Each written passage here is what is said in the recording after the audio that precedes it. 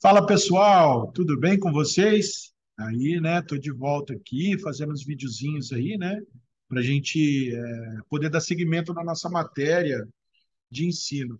Vocês repararam que desde o semestre passado a gente está fazendo o material e nós estamos colocando esse material para vocês em forma de slides, né? Mesmo o material já com um modelo, já vou até usar o termo, enfim, pré-pronto, né?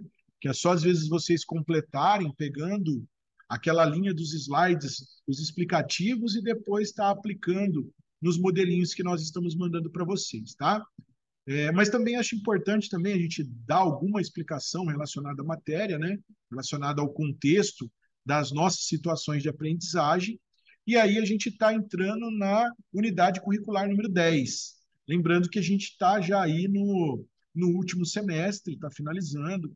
Graças a Deus, todo mundo que veio caminhando no semestre passado pôde progredir, né? Fico muito feliz com isso, muito feliz com o empenho de vocês aí. A gente sabe que o Ensino EAD é complicado, né? A gente sabe que exige uma dedicação diferente de nós.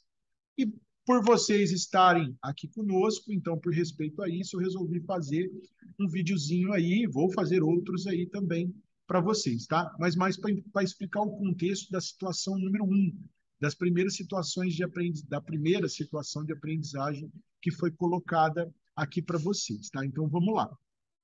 Vou compartilhar a telinha e eu vou compartilhar ela em cima da situação apresentada, que vocês vão ver a situação número um. Nessa situação número um, o primeiro contexto colocado, ela fala sobre os controles da produção de uma empresa chamada Lady Cosméticos, tá? E aí ela fala que ela é uma indústria química, a atividade básica dela, né, que seria a atividade principal ou a atividade fim, é a manipulação de fórmulas, né? A gente sabe que nós temos muitas empresas por aí que trabalham nesse formato. E a atuação dela é dividida em três segmentos: higiene pessoal, cosmético e perfumaria, tá? Então aqui está todos os produtos de higiene pessoal, todos os produtos de cosmético e os produtos de perfumaria que essa empresa ela fabrica, né? Ela trabalha, ela faz a manipulação aí. Então ela coloca aqui para a gente começar a racionalizar ou a raciocinar, né, sobre essa situação de aprendizagem. Então ela fala aqui que as grandes empresas multinacionais elas se valem de elevada capacidade técnica e produtiva. Geralmente os players, né, as grandes empresas multinacionais desse ramo de higiene pessoal, cosmética e perfumaria, a capacidade técnica do corpo, né, produtivo é muito alta.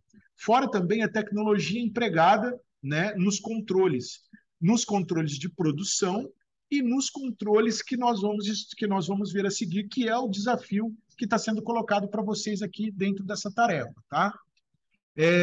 Esse setor é caracterizado por grandes investimentos em lançamentos e promoções de novos produtos. E isso daí vocês podem ver no caso, no mercado como funciona. E aí vocês vão perceber essa situação, por exemplo, higiene pessoal, quando você fala sabonetes, produtos de higiene oral, desodorantes, você pode pensar numa gama enorme, né, de empresas que trabalham com isso. Procter Gamble, né, Colgate, sabonetes diversos, Lux, Pantene, enfim, várias empresas aí. Eu falei Pantene, Pantene acaba sendo de cosmético aí.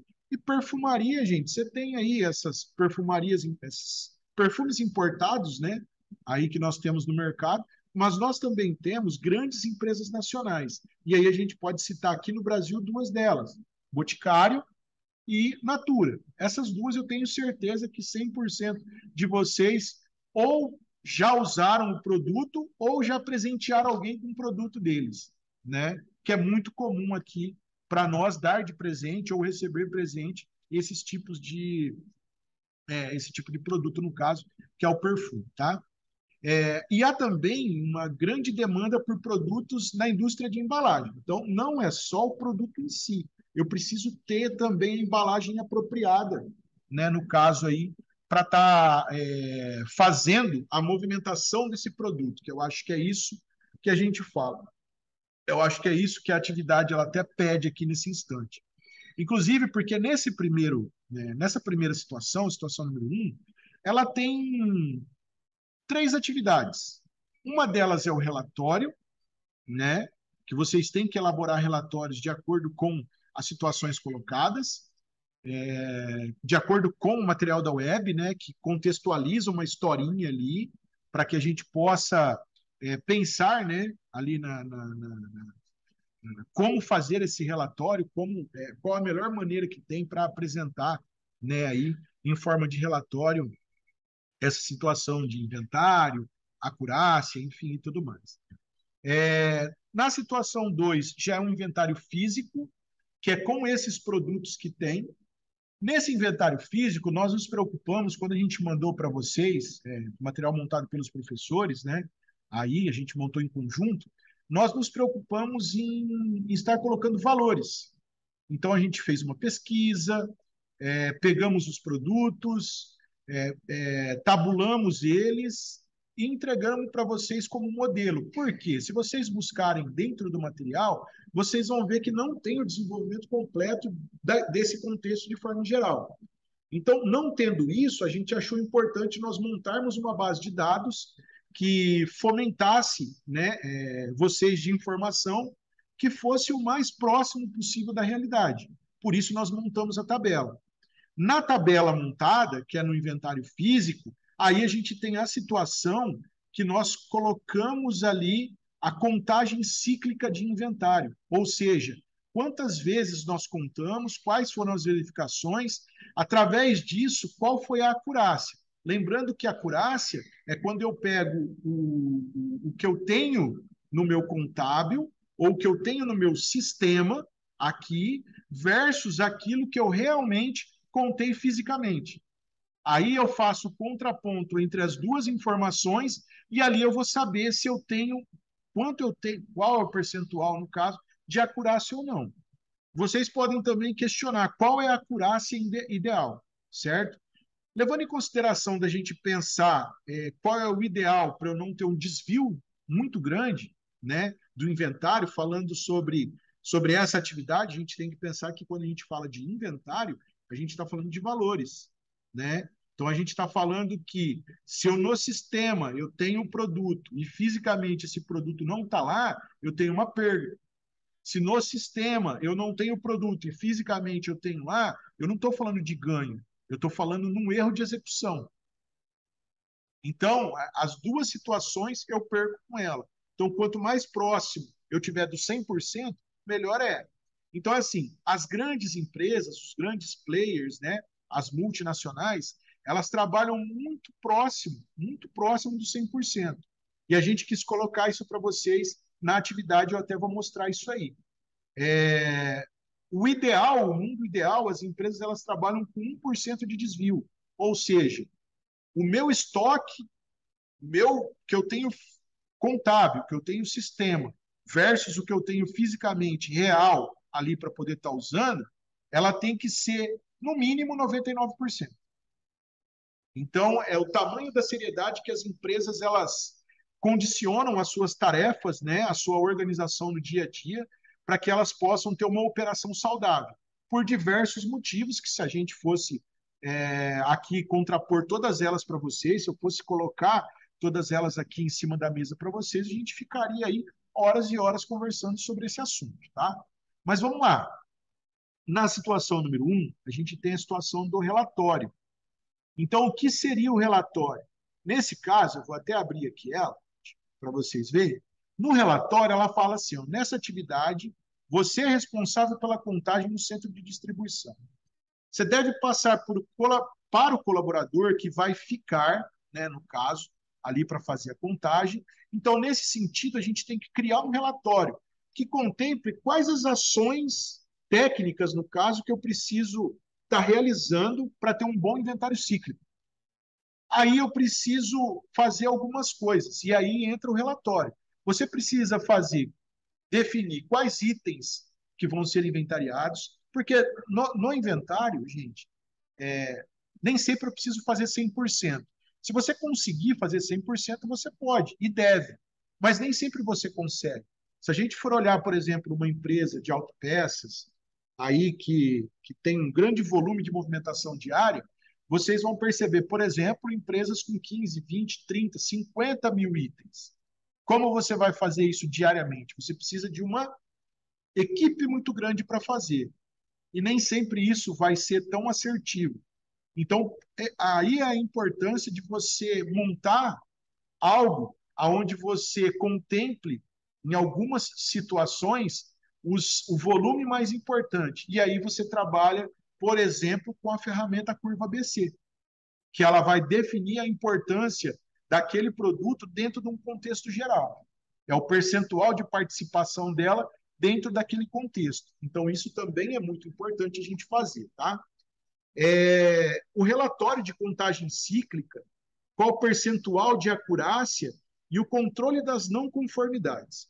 Peguei um exemplo, gente, aqui, inclusive que a gente fez em sala de aula semana passada, né? Que essa semana vocês vão ter aí uma semana mais prolongada de descanso, por isso eu quero que vocês aproveitem aí para fazer as atividades. E aí, essa situação aqui, eu vou até colocar ela como exemplo aqui para vocês. Então, eu vou tá aqui, vou dividir a outra tela, essa aqui, ó. Vamos lá. Aqui, ó, a gente está colocando aqui são aqui. Quais são os critérios que a gente vai utilizar na contagem cíclica? Lembrando que quando a gente fala da contagem cíclica, a gente tem ali um, dois, três, quatro, cinco, seis critérios. Então a gente tem seis critérios que a gente pode estar utilizando para fazer essa contagem. E aí a gente vai escolher o melhor de acordo com a gama de produtos, certo?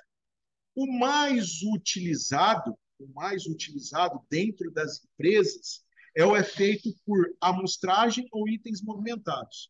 Ou seja, eu vou fazer um determinado grupo de produtos por amostragem. Eu não faço a quantidade completa.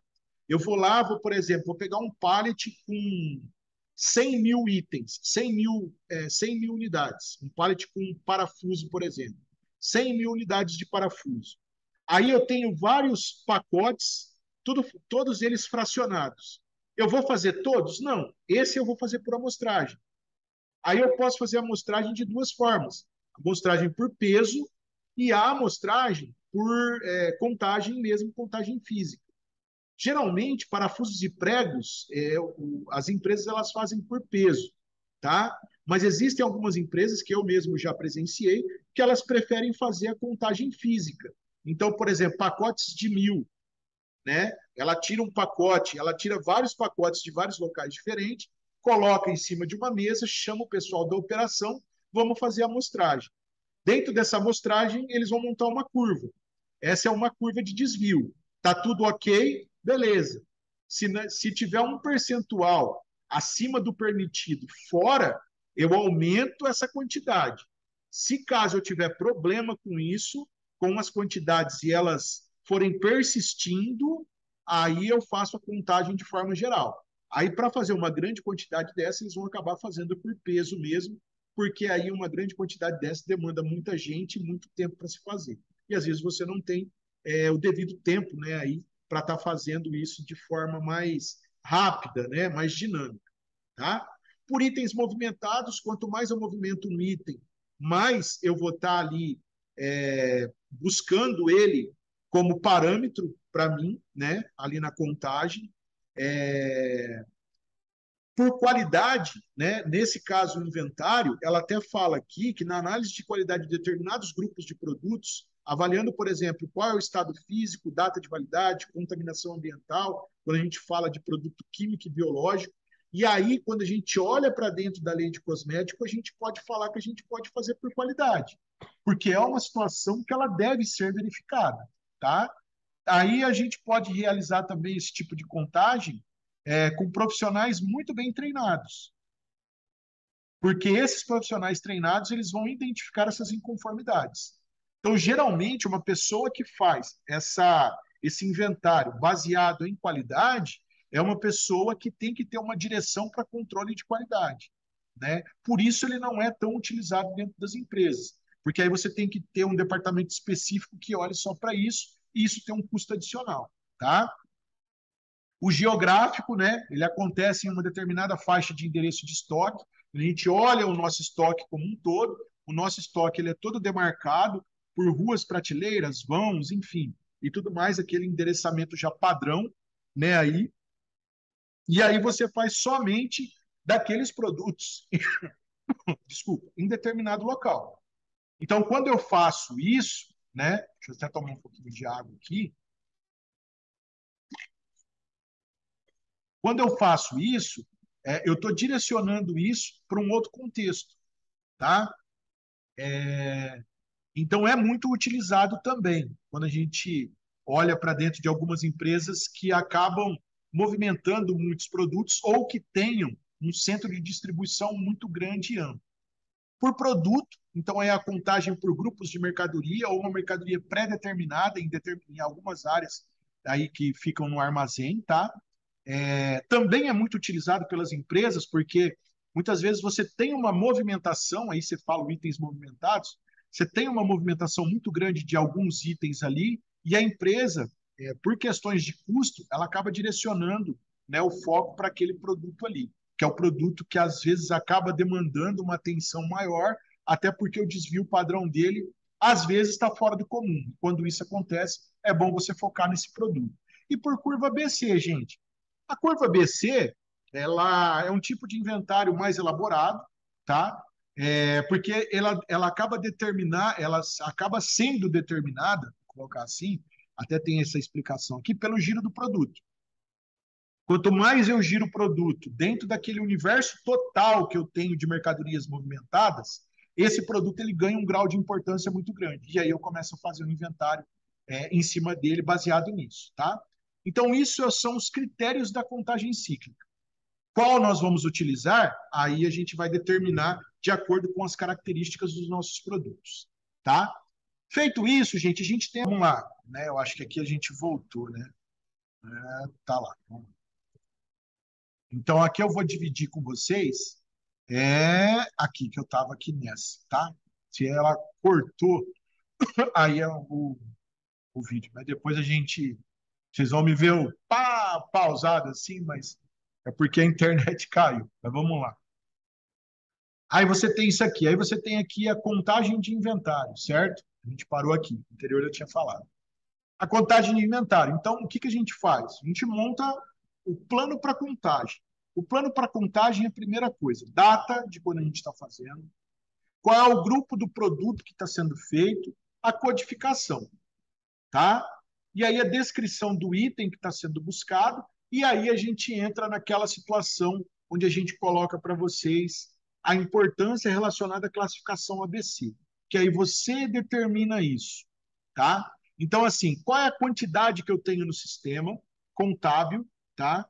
Quando a gente fala sistema, a gente está falando de contábil, que é o que eu tenho aqui registrado.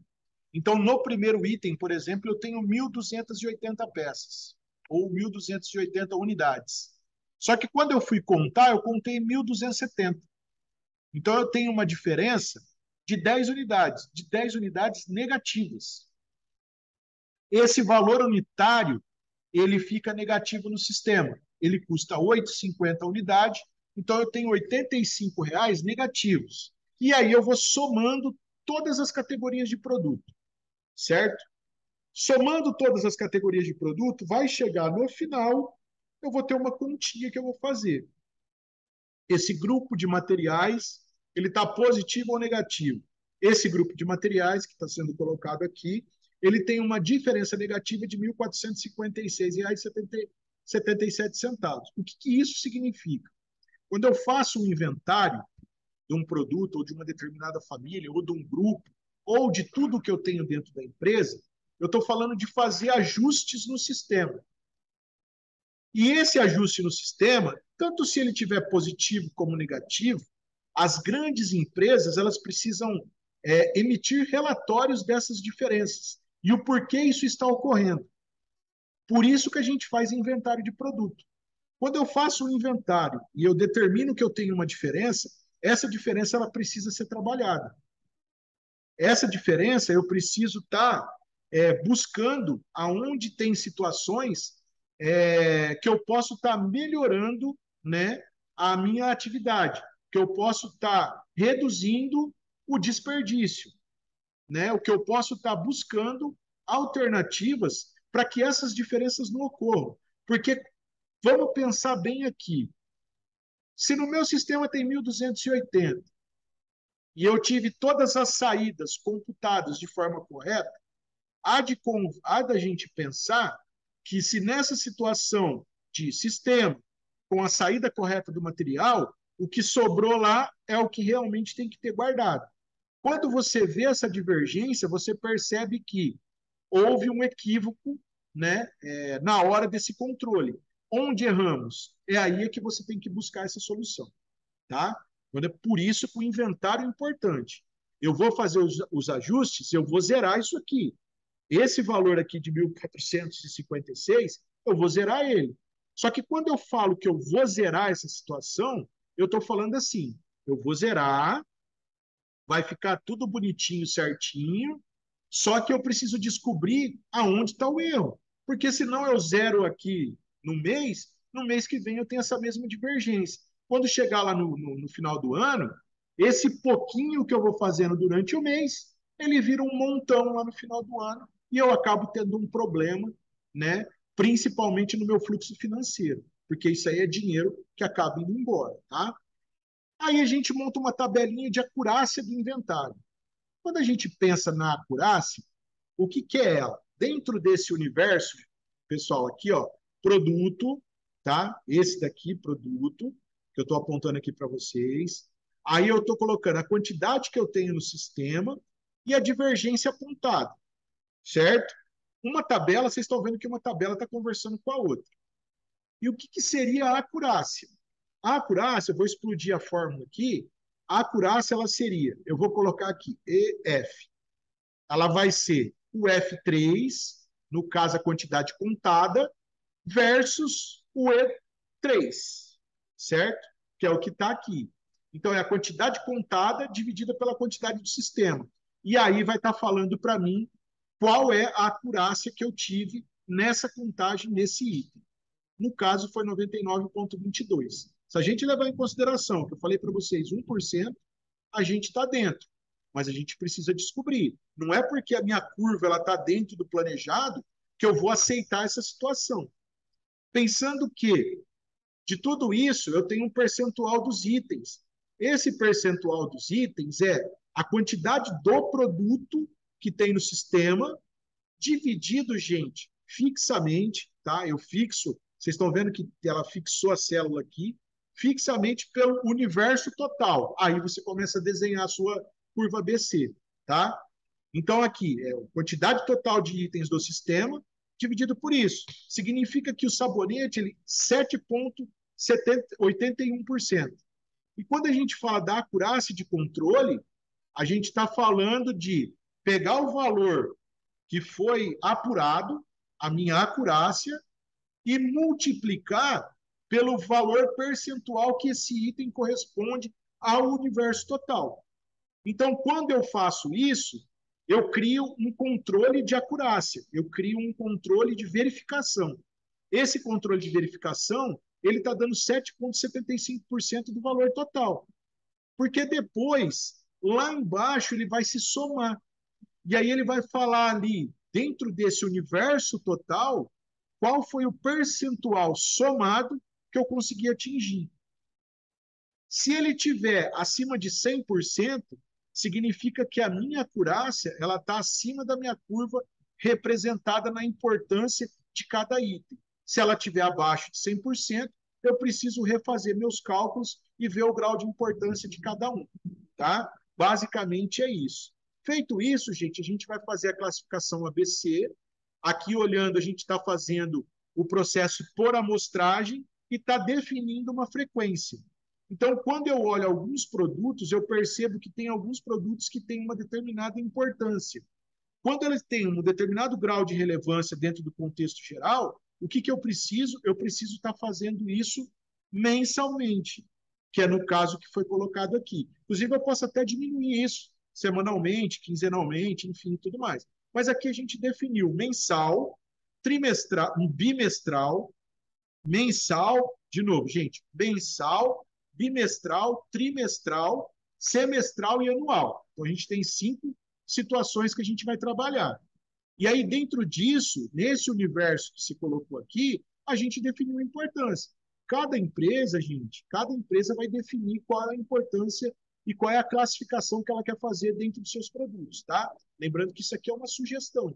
É uma sugestão dentro desse universo que foi apresentado, tá bom? Então, aí a gente pegou a amostragem, né? A amostragem dos produtos. Então, dentro da amostragem dos produtos, eu coloquei o que eu deveria ou não tá fazendo de acurácia, no caso. E aí eu coloquei aqui qual é a frequência baseado nos meus preceitos. Então, baseados no que eu entendi de importância. Feito isso, gente, eu vou criar um conceito. Esse conceito ABC eu vou definir aqui, por exemplo, para o produto, ele está dentro da curva A, ele tem que estar de 0 até 1 milhão, até de 0 para cima. Tudo que tiver até 0 é A, certo? O que eu tiver de -1 a -5, ele é B. E o que eu tiver de -6 a -10, ele é C. E aí você vem aqui, vocês vão ver que é assim que ela está desenhada. Que é isso aqui, gente, ó. Tá vendo? Que é isso aqui. Vou até inserir.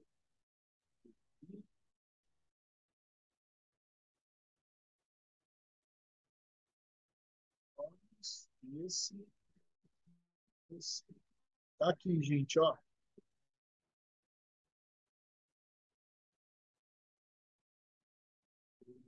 Muito simples.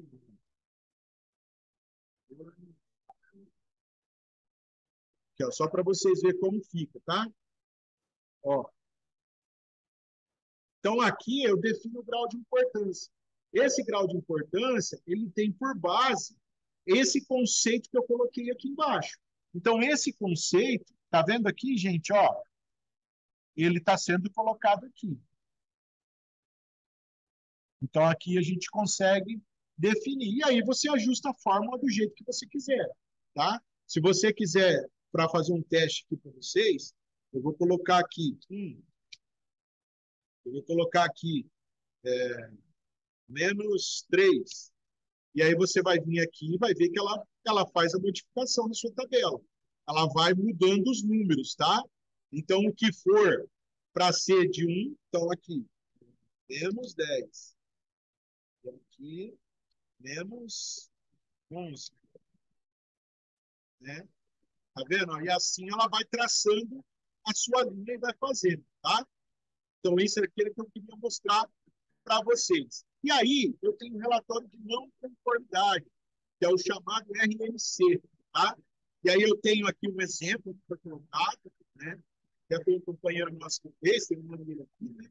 Nosso companheiro Danilo, ele fez aí um exemplo aqui, né, de relatório, a gente fez junto aqui na sala de aula, né? Então, no relatório de não conformidade, você vai definir quais são as situações que merecem uma atenção. Não conformidade, gente, é tudo aquilo que sai fora do contexto. Saiu fora do contexto, saiu fora do planejado, não estava previsto aquilo, é uma não conformidade. Uma não conformidade, dentro de qualquer processo, ela deve ser trabalhada. Certo? Então, a gente aponta no relatório para manter um registro. Manter um registro, você cria histórico. Criou histórico, você trabalha as oportunidades de melhoria no processo. Tá? Então, é para isso que serve o relatório. Esse é o modelinho. Tá? Esse modelinho eu vou estar encaminhando para vocês aí também. Tá? Aí aqui voltamos, né? Aí. Então, era isso que eu queria colocar para vocês aí nesse momento, tá? Era essa atividade, situação número 1 aí.